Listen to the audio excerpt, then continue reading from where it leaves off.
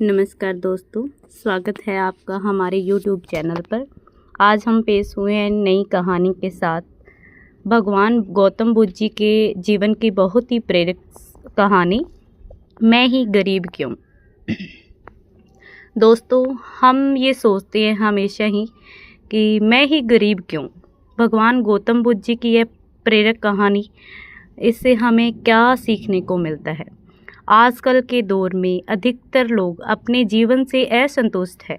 उन्हें लगता है कि मैं ही गरीब क्यों हूँ, मैं ही दूसरों से कमज़ोर क्यों हूँ। उन्हें अपने आप में दूसरों के मुकाबले कमी लगती है। वे इसका दोष भगवान को देते हैं, उन्हें अपनी स्थिति का कारण ठहराते हैं। भगवान गौतम जी के बुद्ध की कहानी से हमें ये आगे जाकर ये पता लगता है भी असल जीवन का सत्य क्या है। बहुत समय पहले की बात है। एक गांव में धर्म उपदेश देने के लिए लगे हुए शिविर में भगवान गौतम बुद्ध जी पहुँचे। गांव के लोग अपनी अपनी समस्याएं लेकर उनके पास जाते और उनसे समाधान प्राप्त कर नई ऊर्जा के साथ वापस लौट रहे थे।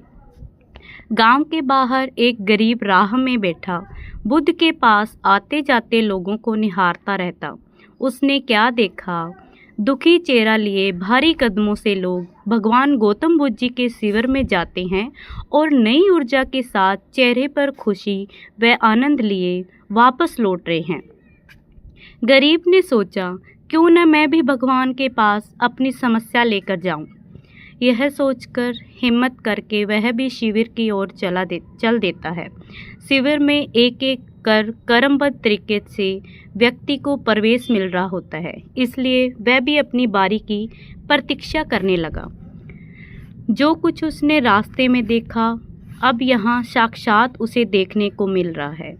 लोग एक एक कर अपनी समस्याएं बता रहे थे। भगवान गौतम बुद्ध चुपचाप शांति से सबकी समस्या सुनते और जवाब देते। उसकी भी बारी आई। उसने भगवान गौतम बुद्ध को प्रणाम किया और बोला, भगवान, मैं ही गरीब क्यों। भगवान गौतम बुद्ध मुस्कुराए और बोले, तुमने कभी किसी को दिया ही नहीं, इसलिए गरीब हो। इस पर वह आश्चर्य से भगवान गौतम बुद्ध का मुंह ताकने लगा और बोला, भगवान, मेरे पास कुछ देने के लिए है ही नहीं। बड़ी मुश्किल से गुजारा हो पाता है और कभी कभी तो भूखे ही सोना पड़ता है। इतना गरीब हूँ मैं। भगवान गौतम बुद्ध शांत भाव से बोले, तुम्हारे पास एक चेहरा है, किसी को भी मुस्कुराहट दे सकते हो। जो हाथ तुम्हारे पास है, किसी की भी तुम मदद कर सकते हो। दरअसल जिस इंसान के पास तुम्हारे पास अपनी मुंह है, किसी को भी प्रशंसा भरे कुछ शब्द दे सकते हो। जिस भी इंसान के पास ये तीन चीज़ें हैं, वह भला कैसे गरीब हो सकता है। गरीबी का भाव मन में होता है। मन से यह भ्रम निकाल दो, लोगों को देते जाओ, गरीबी अपने आप ही दूर हो जाएगी। यह बातें सुनकर उस गरीब का चेहरा दमक उठा। उसने अपने प्रश्न का उत्तर मिल चुका है। अब उसके मन से गरीबी का भाव दूर हो गया।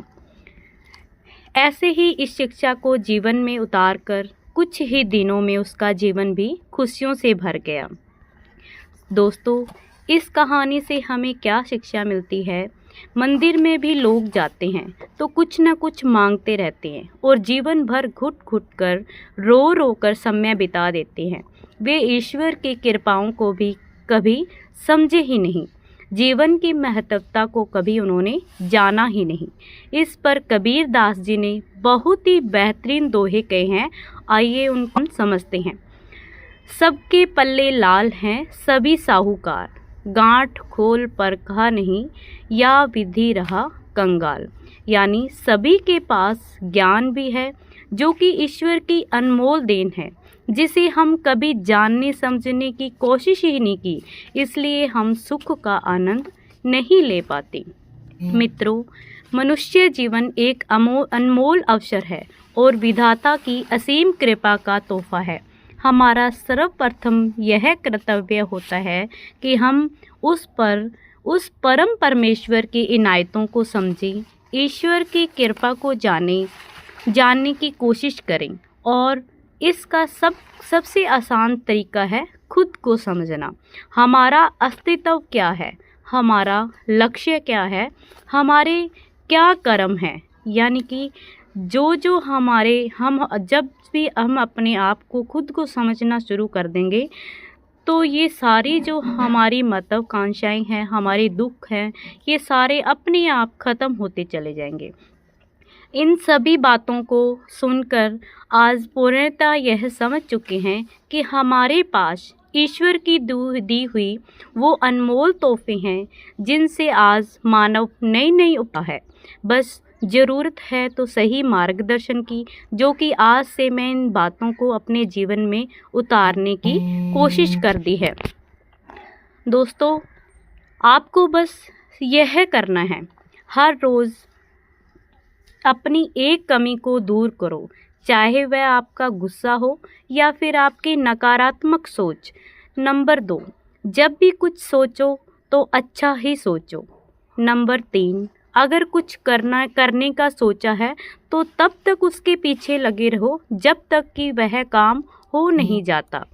नंबर 4, अपने इस कहानी के रिगार्डिंग जो भी सुझाव है या जो भी आपको कुछ अच्छा लगता है या जो भी आप आगे इसी तरह की जो भी नई बातें प्रेरणार्थक मैं आपसे साझी करती रहूं, इसलिए आप अपने कमेंट बॉक्स में सुझाव पेश कर सकते हैं।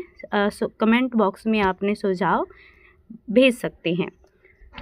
दोस्तों, इसी तरह से आगे भी और मोटिवेशनल प्रेरक कहानियाँ सुनने के लिए चैनल को सब्सक्राइब करें, लाइक करें, शेयर करें और कमेंट करें और बेल